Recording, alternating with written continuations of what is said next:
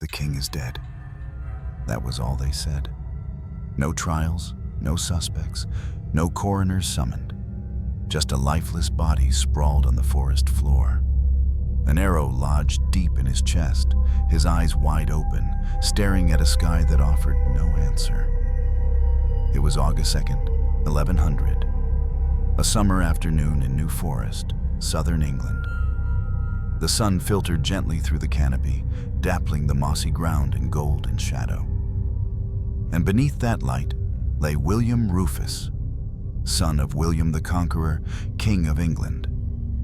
Pierced, alone, and already forgotten by the men who rode with him that day.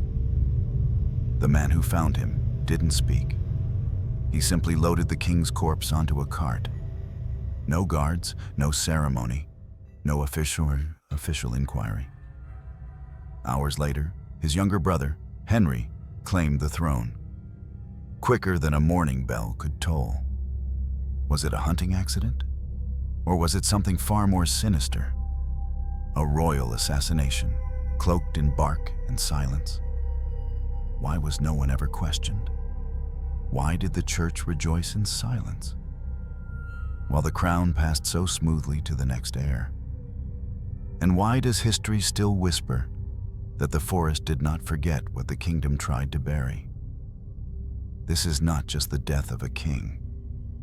This is the story of power, blood, and a silence so thick it still chokes the trees where he died. This is the buried truth behind the death of William Rufus. The king who died in a forest no one dared to investigate. They never looked at him the same way they looked at his brother. When William was born, sometime around 1056, there was no great celebration in Normandy. He was the third legitimate son of William the Conqueror. Not the heir, not even the spare. Just another boy in a warlord's growing brood. His father, Duke William of Normandy, was too busy crushing rebellions and plotting his future conquest of England to dote on a red-haired infant with a loud voice and sharp eyes. His mother, Queen Matilda of Flanders, was more attentive, but even she could not rewrite the hierarchy of inheritance. The throne would go to Robert, the eldest. The church would likely absorb the youngest, Henry. And William? William Rufus? He would have to carve out his own place, in blood if necessary. They called him Rufus because of the color of his hair, deep, red, wild. Later, the name would come to represent far more, a temper that burned like fire, a rule soaked in violence, and finally, a corpse abandoned in the woods. But back then, he was just the second son, overshadowed, unwanted, undirected. The castle halls of Normandy echoed with steel and Latin prayers. Servants walked past him without bowing. His tutors praised his older brother Robert's piety, but whispered about William's restlessness, his tendency to lash out, to question, to glare instead of obey. He learned early. Love was not given in royal courts. It was bought or taken. So William took. He fought in mock battles with cruel delight. He broke a tutor's nose before the age of 12. He sparred with real steel before he had grown a beard. And when England finally fell to his father in 1066, William didn't stand at the front of the procession. He stood off to the side, watching the crown placed on his father's head at Westminster, a half smile creeping across his lips. He would never forget that sight. Years passed. Robert rebelled against their father. Henry studied. But William? William grew into a man that others feared more than loved. Soldiers respected him. Nobles distrusted him. The church loathed him. He drank, he hunted, he blasphemed in Latin. He surrounded himself with coarse favorites, many of whom wore silk and jewelry and whispered scandal into the ears of clerics. But still, no one imagined him king. That was until 1087.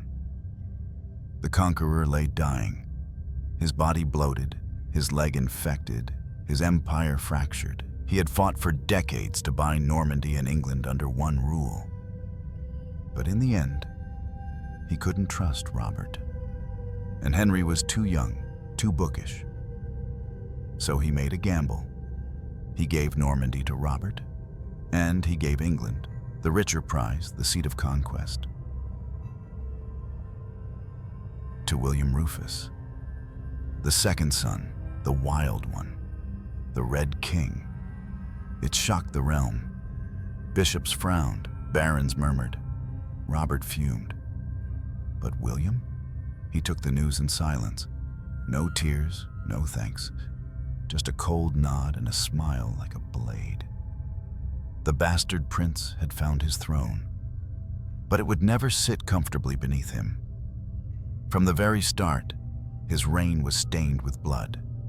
Rebellions flared. His uncle Odo tried to overthrow him. Robert, ever jealous, plotted from across the channel. Even his own allies distrusted his motives. And William? He responded with iron and fire. He rode across England with mercenaries. He burned villages. He tore down monasteries to pay for his armies. He taxed the people until their bones felt it in winter. And he mocked the church even as he appointed bishops to secure his rule. His court became infamous. Laughter and sin echoed through Winchester and Westminster. Men wore perfume. Boys whispered about knights in the king's private chambers. The clergy denounced his court as Sodom reborn. But William didn't care. He never asked to be king. He was never raised to rule. He had no divine image to protect, no holy mission, no saintly ambition. He was a soldier with a crown, a conqueror's son, drenched in red and rage. And deep inside, perhaps he knew. He was never meant to wear that crown, not because he lacked power, but because he lacked love. Not one chronicler ever called him beloved. Not one subject ever wept for him in writing. He was obeyed, feared, and ultimately forgotten. Like a wolf given the keys to the castle. Like a fire allowed to rule the hearth. And as that fire burned, no one noticed the kindlings stacking around him. Not yet. But the forest was watching. The shadows were waiting. Because even kings who seize the throne cannot escape the fate waiting beneath the trees. England had a new king, but no one celebrated. When William Rufus was crowned at Westminster Abbey in September 1087, the air reeked of burnt offerings and suspicion. The Archbishop of Canterbury, Lanfranc, officiated the ceremony, but his hands trembled as they held the anointing oil. Outside the abbey, Londoners watched in silence. There were no cheers, no bells, no joy. Only the thud of boots, the clang of steel, and the smoke from torches held too tightly. He wore the crown of England, but it fit like a stolen relic. In the months that followed, it became painfully clear. William was not his father. Where William the Conqueror ruled with strategy and iron discipline, William Rufus ruled with raw force and paranoia. He surrounded himself with mercenaries, many of them foreigners, and placed them in charge of English castles. He dismissed old lords, insulted bishops, and scoffed at anyone who spoke of God's will. He was not just a king, he was a warning. And the realm responded in kind. By the spring of 1088, rebellion erupted like wildfire. It began in Kent and spread to Sussex, Somerset, and Northumberland. At the center of it all was his own uncle, Odo of Bayeux, once a favorite of the Conqueror, now a traitor. Odo rallied nobles who believed Robert Curthose, William's older brother, had been cheated out of the English throne. They called it justice. William called it treason. He didn't negotiate. He didn't plead. He wrote. Like a thunderstorm sweeping across southern England, William crushed rebellion with terrifying efficiency. He torched villages suspected of harboring traitors. He hung men without trial. He ordered the eyes of captured knights gouged out and their tongues cut so they could not speak further rebellion. Some chroniclers say he laughed as the nooses tightened. Others say he watched in silence, unmoved. But the fires burned, and the blood ran, and the throne remained his. By summer, Odo fled back to Normandy. The rebels either bent the knee or bled on the fields. It was over, or so they thought. But William did not return to court as a triumphant monarch. He returned more paranoid than ever. He began taxing the church mercilessly. When a bishop died, William kept their lands in his hands, sometimes for years, refusing to appoint a successor. He demanded gold, not prayers.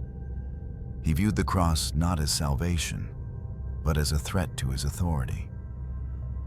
When Lanfranc, his last spiritual mentor, died in 1089, William did not appoint a new Archbishop of Canterbury.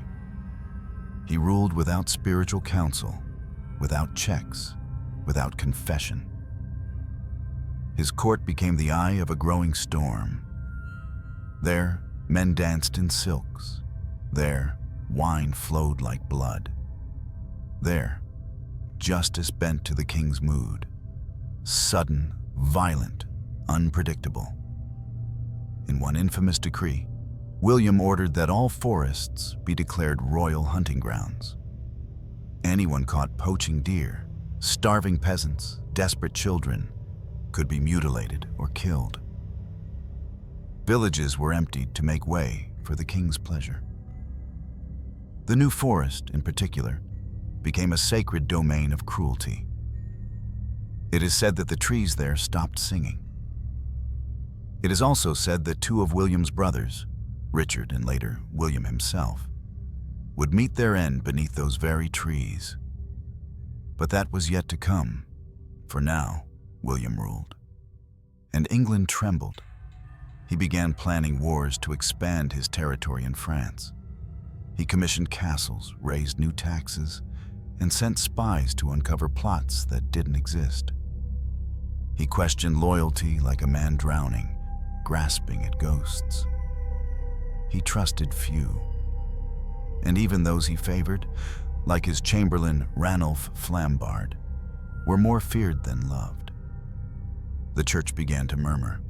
Old nobles disappeared, and whispers of sin grew louder. Not just political sin, but moral sin. William never married. He never produced an heir. He surrounded himself with young, beautiful men, some of whom he elevated to positions of power far beyond their merit. The church accused him of sodomy, of godlessness, of heresy. He laughed. He once called the Pope a blind donkey in a crown. He mocked the relics of saints. He told bishops they were lucky he didn't melt their crosses for coin. But behind the mockery, something else festered.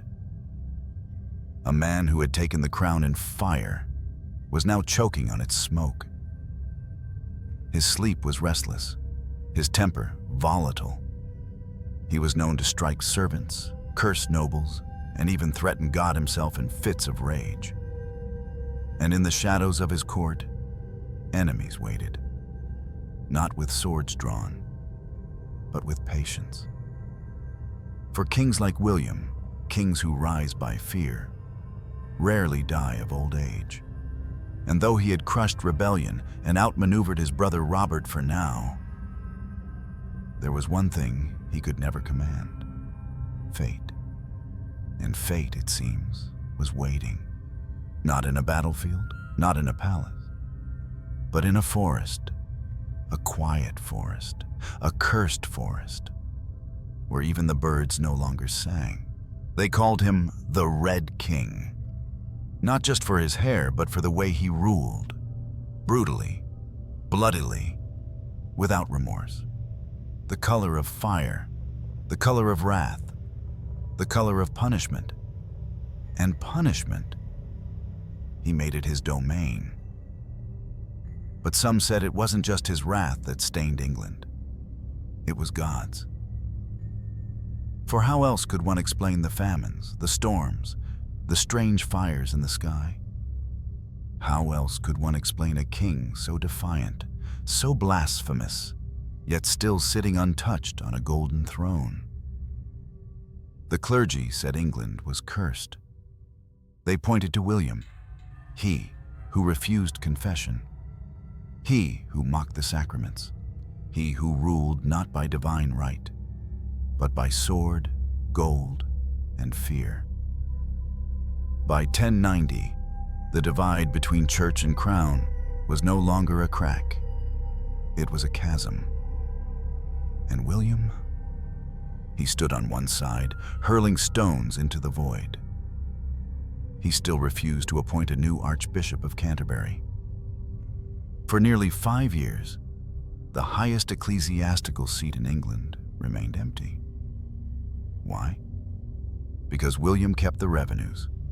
Every coin meant for God now lined the king's vaults. He taxed churches as if they were taverns. He fined monks for owning too many candles. He jailed priests for preaching against him. He even forced some abbots to bribe him in exchange for keeping their monasteries intact. But that wasn't what frightened the people most. It was the silence. No royal prayers, no public fasts, no blessings from the throne. A kingdom ruled without a soul. One chronicler wrote, "Under this king the land bore no joy. Even the heavens withdrew their favor. Rain fell like tears, and the wind howled like angels abandoned." Still, William laughed. He once toasted with wine during Lent and said, "If God disapproves, let him strike me where I stand." He remained upright, but others began to fall. In 1093, something shifted. William fell seriously ill, an infection in his chest, perhaps pneumonia or something worse. His skin turned pale, his breath came in gasps. He was confined to bed in Gloucester, too weak to even curse his enemies. And in that brief window of weakness, perhaps out of fear or calculation, he relented. He summoned Anselm of Bec, a pious and brilliant monk, and appointed him Archbishop of Canterbury. The church rejoiced. England held its breath. Perhaps the Red King had repented. Perhaps the curse would lift. But William recovered, and his regret turned to fury.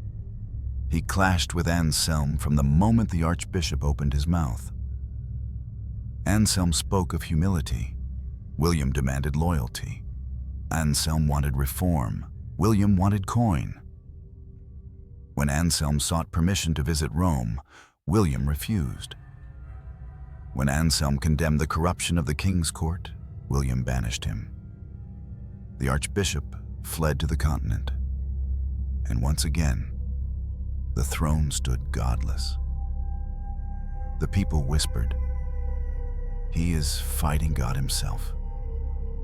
Even the saints fear him. And still, the sky darkened. Storms battered the coasts. Crops failed. A strange plague killed cattle by the hundreds. At night, peasants swore they heard screams from the royal forests, human but twisted. Others claimed deer would flee at the sight of the king, as if even nature recoiled. And then came the dreams.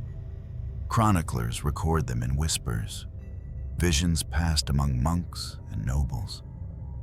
A child dreamed of a red man with burning eyes, crowned in thorns, chasing him through the woods. A nun claimed she saw the king drowning in blood, his mouth full of coins. A priest swore he heard a voice from the altar. The forest waits for him. Still, William pressed forward. He waged war in Wales. He planned a new invasion of Normandy. He taxed the nobles until they clenched their teeth in court. But his sleep grew worse. He paced at night. He muttered. He lashed out at servants for imagined insults. And worst of all, he avoided mirrors. He once ordered every reflective surface in his chamber covered. He said the light hurt his eyes. But some said he couldn't bear what looked back. Because in the mirror, perhaps, he didn't see a king. He saw a warning.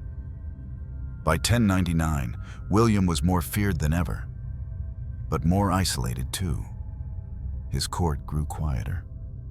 The halls of Winchester echoed less with laughter, more with boots and whispers. Ranulph Flambard, his ruthless advisor, kept close. But even he looked over his shoulder now. And then, one summer evening, William announced a hunt. A royal pleasure outing, he said. To New Forest, the same forest where his older brother, Richard, had died mysteriously years before. The same forest William had turned into a private killing ground. He would ride with a small party, trusted men. Among them, Walter Tyrrell, a skilled bowman, friend to the king. No guards, no fanfare, just trees, bows, and a late summer sun. And so he went, riding toward the woods, toward silence, toward prophecy, and history held its breath. Power never comes without shadows, and by 1100, the throne of William Rufus was drenched in them. He sat atop England like a storm cloud, brilliant, unpredictable, and feared. But storms do not last forever. They pass, and when they pass, they leave the land changed, scorched, or silent. William had no wife, no child, no chosen heir. But he had enemies, and he had a brother. Henry, the youngest son of William the Conqueror. Educated, calculating, patient. While William burned bridges with nobles and bishops, Henry built them.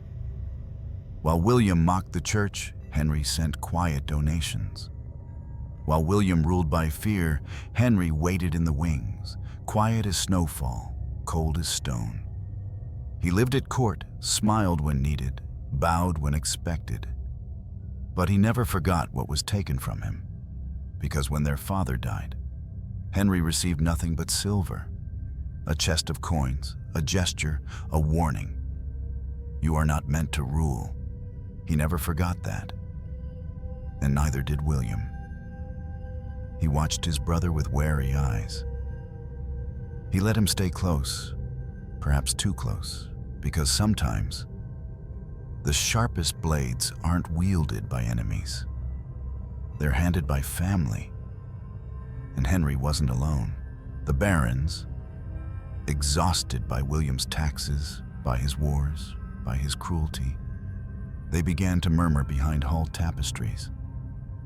The clergy, humiliated and bleeding gold. They too waited for a crack in the king's armor. But no one dared move. Not yet. Because William still had Ranulph Flambard, a man as cunning as he was cruel. The architect of England's taxation machine, a loyalist to William, but a realist at heart. Even Flambard began whispering of succession. He once told a Norman noble, "The Red King's blaze is magnificent, yes, but one does not build a home from fire." And fire, it seemed, was finally turning inward. William's body had grown heavier, slower. His face was pale, marked with boils. Some said he limped now, an old wound or something deeper. He coughed often, sometimes with blood. But worse, was the silence. He no longer spoke in court unless angered. He slept during councils. He stared often into the middle distance, as if listening for something only he could hear. A sound? A voice? A warning? No one knew. But the forest knew. Because around this time, William began speaking of New Forest more often. He said he dreamt of it. He said the deer there moved like ghosts. He said he wanted to ride there soon, to hunt, to escape, to prove perhaps that he was not afraid. But the forest was no ordinary wood. Even then, it had a reputation, not just for danger, but for death. William's elder brother, Richard, had died there in the 1070s, impaled while hunting. A tragic accident, they called it. But no one explained why his horse had bolted, or why his body was found without witnesses. Now, 2 decades later, the Red King wished to ride there himself, and he would not go alone. Among those invited were Walter Tyrrell, a French noble and archer, married into the king's circle; Gilbert de Clare, a powerful baron with wavering loyalty; and Henry, the king's own brother, who would later claim he had no idea what was coming. But that's the thing with royal courts. Everyone knows something. No one says everything. In the final days of July, the atmosphere around Winchester grew thick, not with celebration, but with expectation. Horses were prepared, weapons cleaned, visions sharpened. On August 1st, William held a brief council. He said little, only nodded at his companions. Later that evening, a monk recorded that William spent hours staring at a candle's flame. He whispered something unintelligible, then laughed. And the next morning, August 2nd, he rode for New Forest. He wore no armor, only a green tunic, a simple belt, and a dagger at his side. He told his servants to remain behind. This was not war. It was pleasure, or so he claimed. As the hunting party entered the woods, the world seemed to still. No trumpets, no banners, only hoofbeats and wind. William rode ahead with Walter Tyrrell. The others fanned out. They say the deer were restless that day, that birds didn't sing, that the air was too still for summer.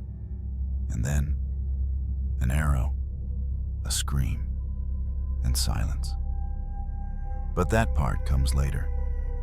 For now, William rode under branches bent like arms, through ferns like spears, into a place where kings do not come back. And behind him, a brother watched. A noble waited, and history held its breath. Because sometimes death does not shout, it whispers, and it comes in shadows. It happened in a moment. No prophecy, no thunder, no heavenly reckoning, just an arrow and silence. August 2nd, 1100, the day the forest swallowed a king. The sun hung high in the sky, casting fractured beams through the branches of New Forest. The heat clung to the air like breath against glass. Leaves shimmered, the underbrush buzzed faintly, and hoofbeats beat slow rhythms into the earth. William Rufus rode with only a few men. His brother Henry had chosen a separate path. Walter Tyrrell, the French nobleman and trusted companion, remained closest, his bow strung across his saddle. They weren't chasing a stag. They weren't tracking wolves. There was no urgency, no battle cry, just a strange, weightless quiet. And then, the arrow came. No one saw it fly. No one heard the bow loose. Just the sickening sound, thock, as it struck the king's chest, straight through the lung, beneath the collarbone, a fatal shot. William gasped. Not a scream, not a curse, only a choked breath, thin and wet. He fell sideways off his horse, hitting the ground with a dull, final thud. His eyes remained open, blinking once, twice, then fixed on the canopy above. There was no shout of alarm. No one rushed to his aid. Walter Tyrrell, the only man near enough to be seen, panicked. He would later claim that he had not shot, that the arrow had come from elsewhere, that he had turned and seen the king already falling. But he did not stay. He fled, spurred his horse, rode hard and fast through the trees, out of the forest, across the hills, and eventually beyond the Channel. He never returned to England, and William Rufus, the King of England, was left behind, unattended, bleeding into the earth. His guards were not there. His servants were not there. His brother Henry was not there. Only the trees and the flies and the growing dark. A local charcoal burner named Purkis stumbled upon the body hours later. He did not know it was a king. He simply saw a corpse in rich green cloth, with a shaft buried in his chest and blood pooling beneath. The man gathered the body onto a rough cart used for firewood and hauled it back to Winchester. No procession, no fanfare, no honor, just a corpse, dragged like refuse. By the time the body reached the gates, rigor mortis had set in. The blood had turned black, and still, no one rang the bells. No court official made a proclamation. No bishop offered prayer. No scribe recorded the king's final words, because he had spoken none. Within hours, the throne had a new occupant. Henry, the younger brother, wasted no time. He galloped back to Winchester, forced the treasury open, and seized the royal seal. Within days, he was crowned King of England. Some said he had simply acted fast. Others said he had been ready for months. And still, no one investigated. There was no inquiry, no trial, no question of Tyrrell's absence. It was called an accident, a tragedy of the hunt, as if kings fall from trees like rotting fruit. But England remembered. The clergy, silent for years, now whispered of God's judgment, that William had defied the church for too long, that the arrow had come not from a man, but from divine wrath. Chroniclers painted him as a tyrant, a sinner struck down in the woods, a cautionary tale written in blood and bark. But some weren't convinced. The arrow that struck him had flown true, too true, straight into the lung, an impossible shot for a moving target in dense forest. And Tyrrell? A noble, a knight, who vanished the moment the king fell. Why did no one pursue him? Why did no one question Henry's rush to the treasury?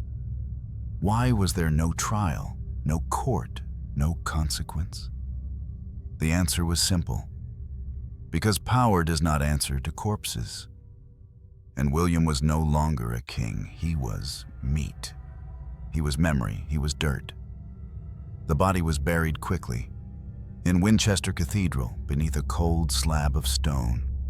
No tomb, no statue, no inscription of glory, only silence. And the forest? It kept its secrets. Birds returned, deer wandered freely, and the wind swept away the scent of blood. But something lingered.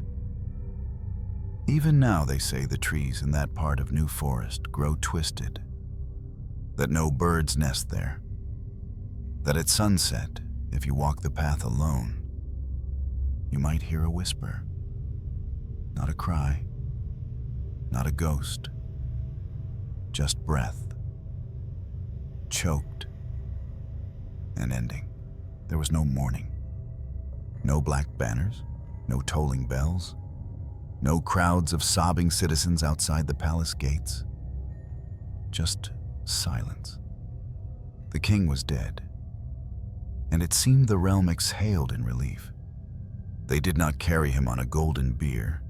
They did not ride in slow procession. They did not anoint his brow one final time. They laid him, William Rufus, King of England, on a common cart used to haul charcoal and firewood. He was transported like cargo, like something to be disposed of, not remembered. The journey from New Forest to Winchester was rough. The road was uneven. The blood had dried by the time he arrived. It was said that when the makeshift cart passed through the cathedral gates, a dog began to howl, long and low, before being silenced by a stone. And then came the burial, hasty, plain, unceremonious. A shallow grave beneath the stone floor of Winchester Cathedral. No royal vigil, no procession of bishops, no weeping nobility. Some priests refused to speak his name. Others called him cursed.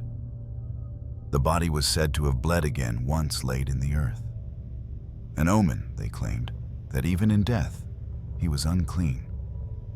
There was no queen to weep, no son to inherit, no poet to write of his virtues. Only dust, and the quiet scrape of stone sealing him in.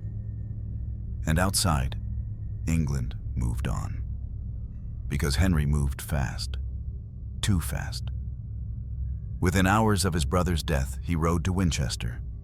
He broke open the royal treasury and seized the Great Seal of England, the symbol of sovereign power.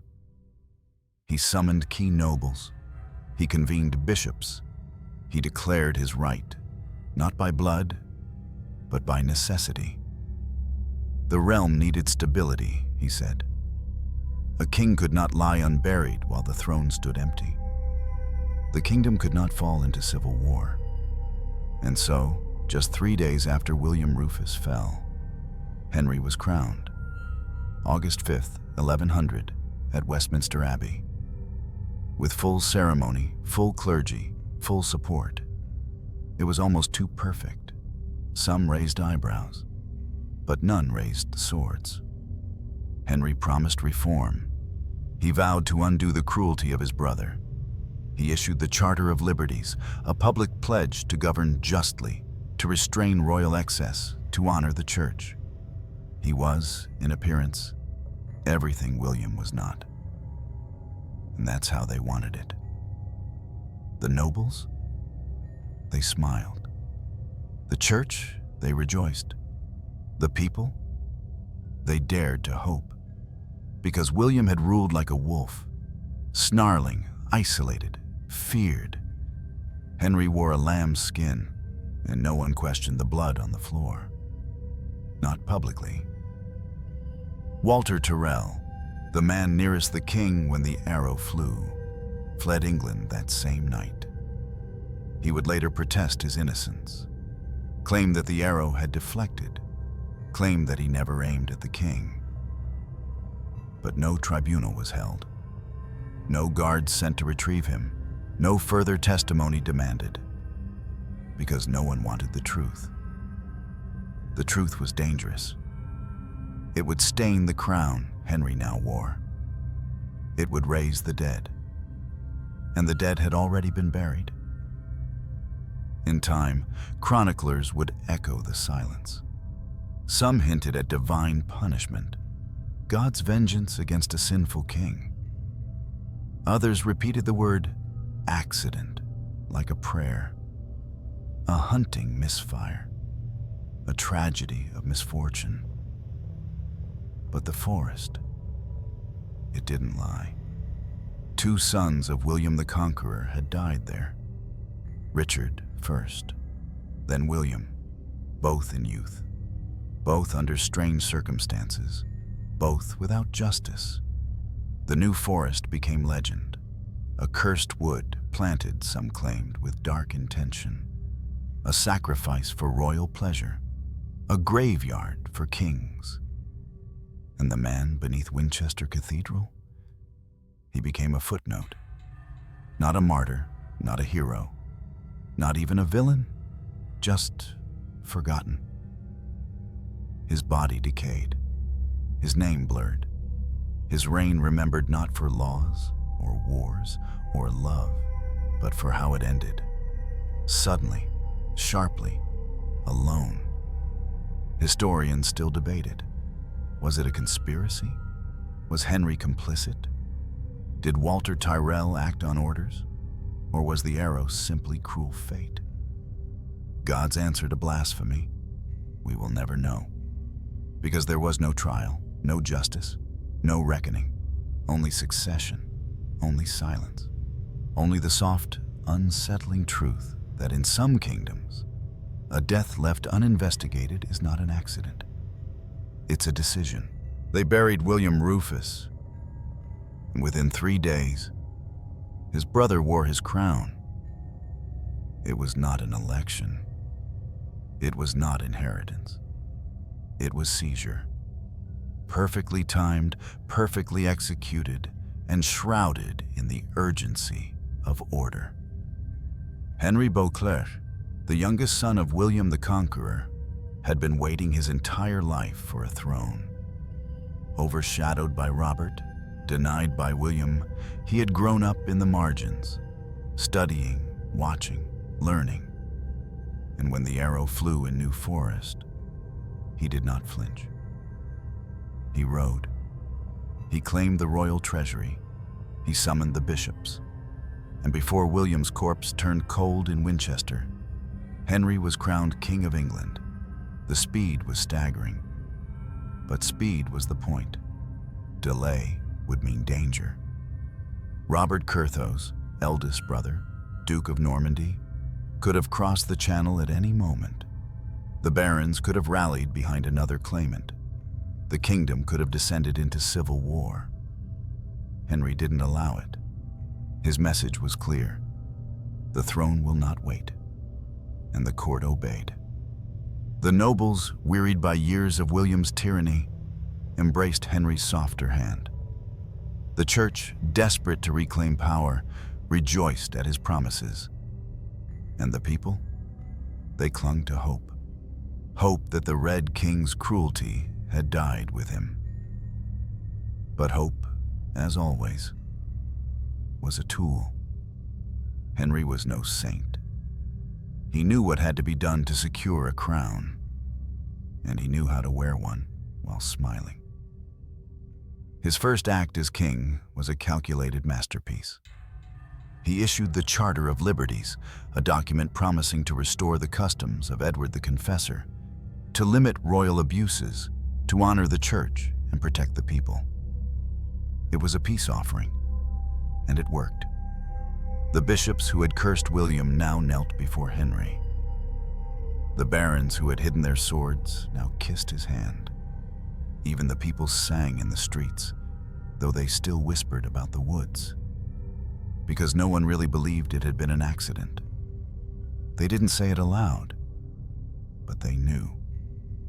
They saw the way Tyrrell disappeared, the way Henry arrived at the treasury with uncanny speed, the way silence swallowed the court in the days after William's death, but none of them spoke, because Henry brought stability, and England had bled enough. Even Robert, Henry's older brother, returned too late to contest the throne. When he finally landed in England, the crown had already been kissed, the oaths already sworn. Henry met him not with steel, but with strategy. He offered Robert money, land, peace. Robert, ever short-sighted, accepted, and in doing so, he lost his claim forever.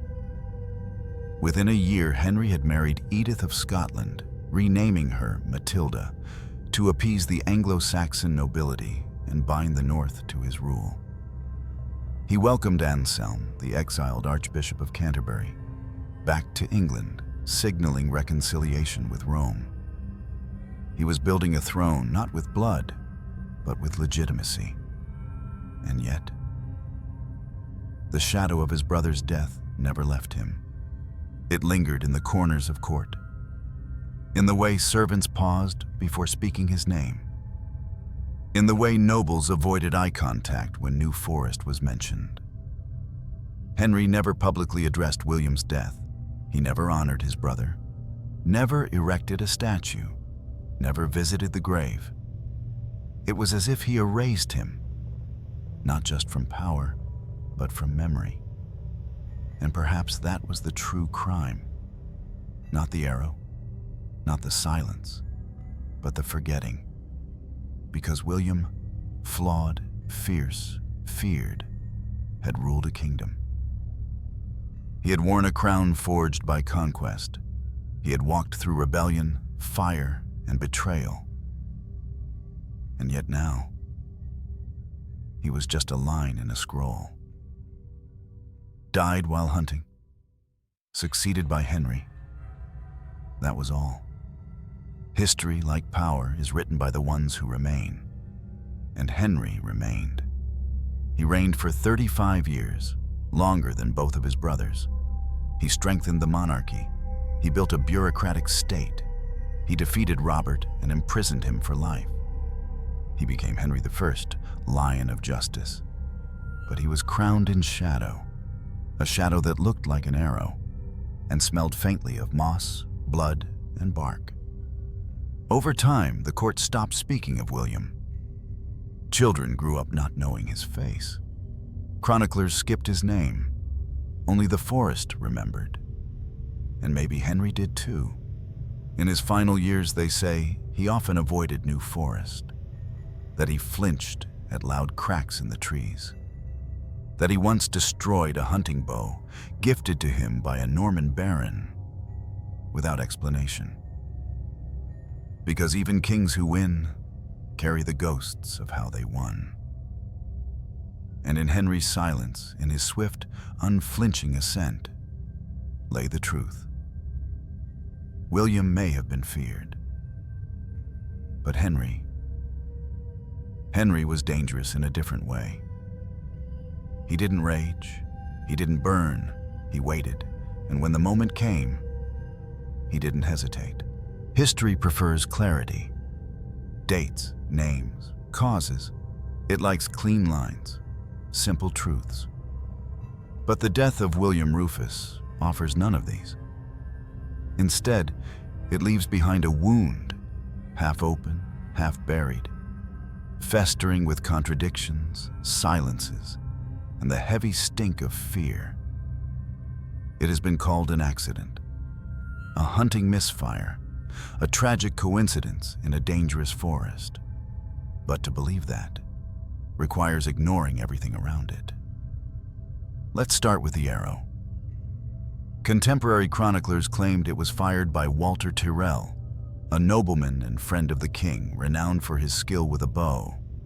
The arrow, they said, glanced off a tree or struck the king by chance during a deer chase. But no one witnessed the shot. No one examined the body. No one documented the wound. And Tyrrell? He vanished, fled the scene, fled the kingdom, and was never summoned to explain himself.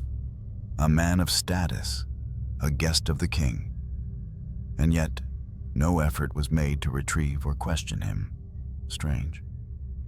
Then there's the behavior of Henry. He was not with William when the arrow flew. He had separated from the group earlier in the day. But his reaction was not that of a grieving brother. He rode to Winchester, directly to the treasury. He seized the Great Seal, the symbol of kingship. Even before his brother's death was announced, he summoned clergy. He secured noble oaths. He was crowned within 3 days. Was this foresight or preparation? And why such haste? If it was truly an accident, why not mourn? Why not honor the fallen king? Why not investigate? The answer, perhaps, lies not in what was said, but in what was not. There was no inquiry, no trial, no church council to debate divine judgment, no poems of grief, No memorial, just silence and power-shifting hands. It's worth remembering that William Rufus had no heir. His death solved many problems. For the church, it removed a blasphemous monarch. For the nobles, it ended a reign of punitive taxes and military burdens. For Henry, it removed the last barrier to his ambition. And it all happened in a forest no one trusted. A forest where his older brother Richard had also died years earlier during a hunting accident.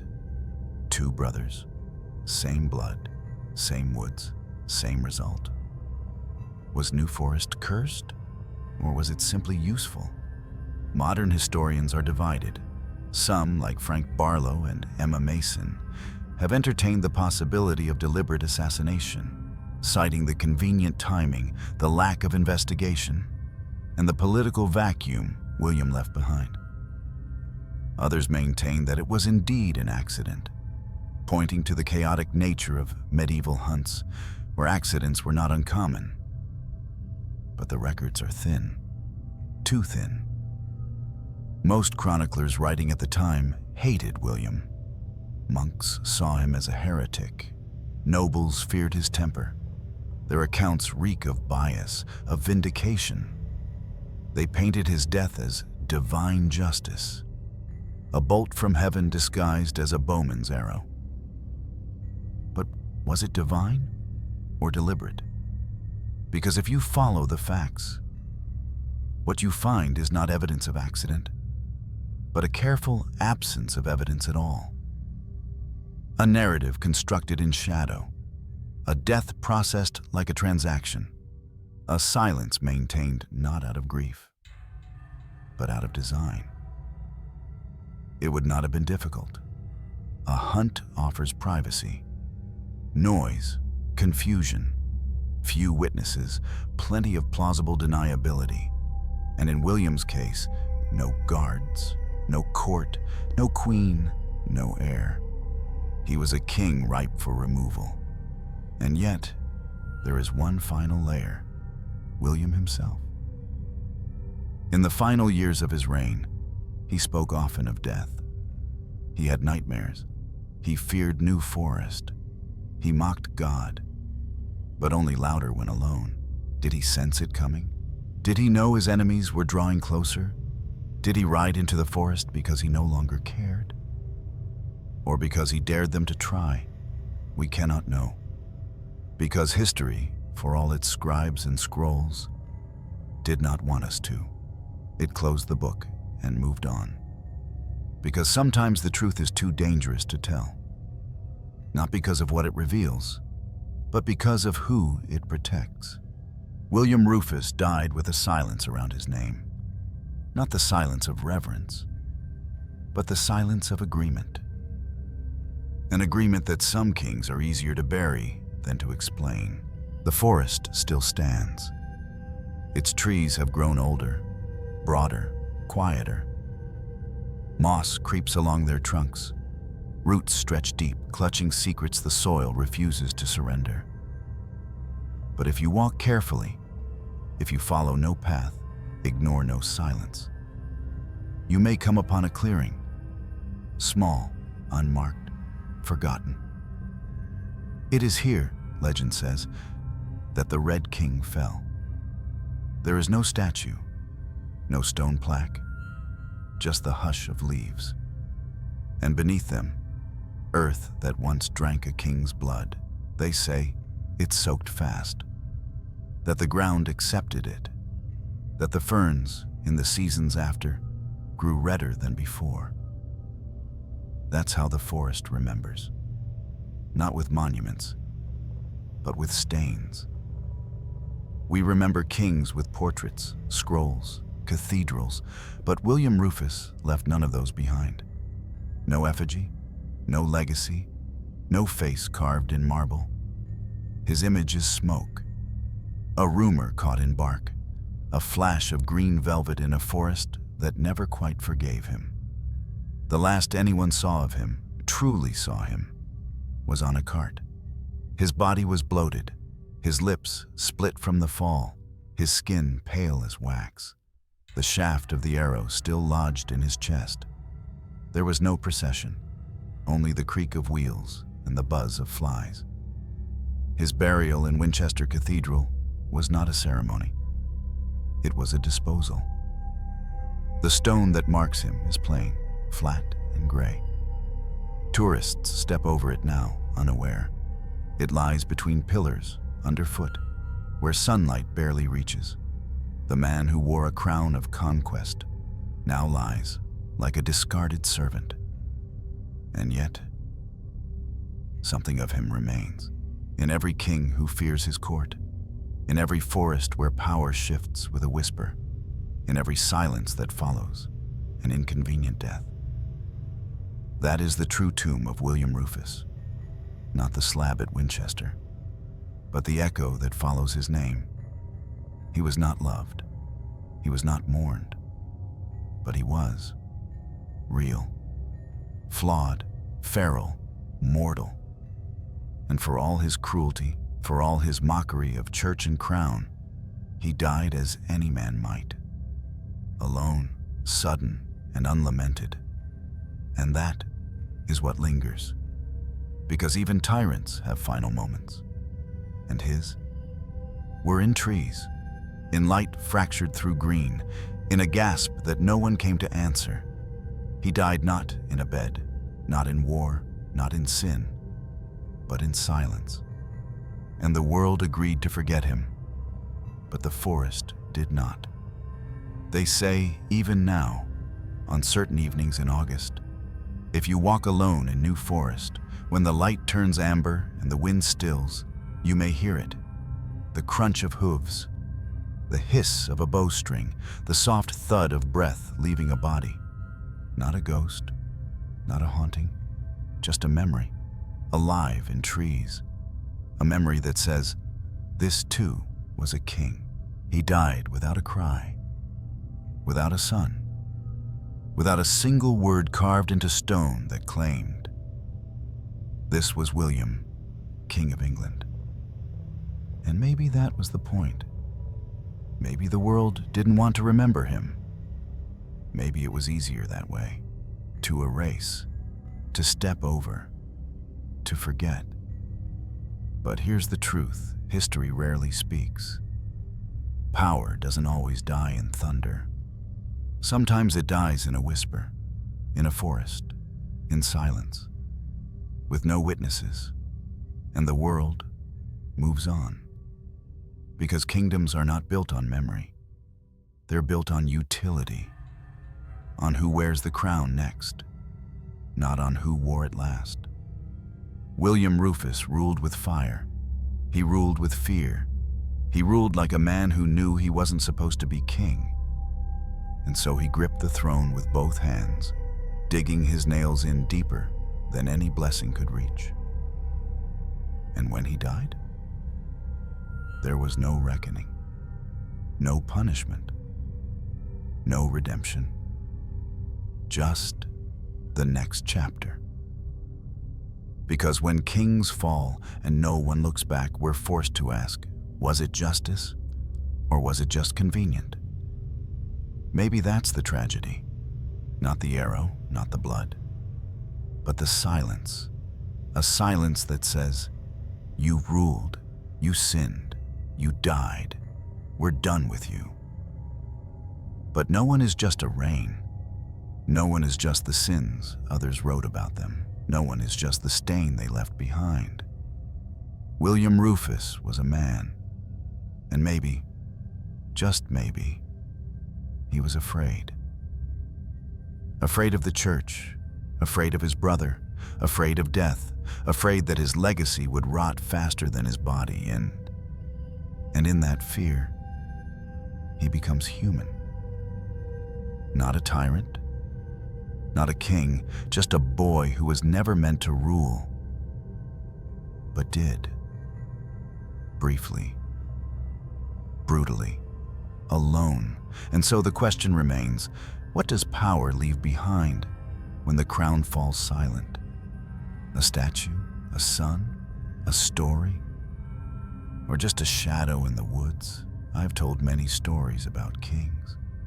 Some died in war, some died in madness.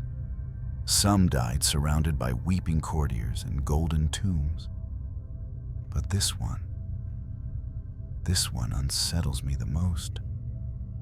Because William Rufus didn't die as a king. He died as a problem, a moment that needed to be cleaned up, explained away, and swiftly forgotten. That's what chills me.